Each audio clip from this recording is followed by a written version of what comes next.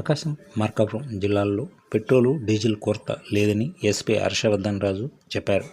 జిల్లాలో పలు petrol, diesel బంకుల దగ్గర పోలీసు వ్యవస్థను కూడా ఎస్పీ ఏర్పాటు చేశారు.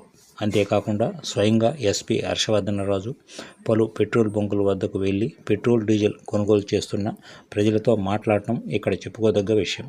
ఎంతోమంది పోలీసులను పెట్రోల్ బంకుల దగ్గర నియమించిన ఎస్పీ స్వయంగా పరిశీలించడం ఇది వారి పనితీరుకు అద్దం పడుతుంది.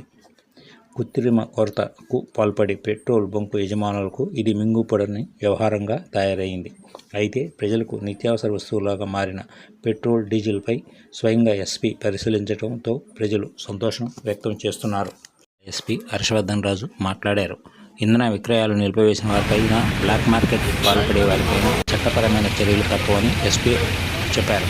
అవసరానికి అనుగుణంగా ఇంధనాన్ని కొనుగోలు చేయాలని ప్రజలకు ఎస్పీ సూచించారు.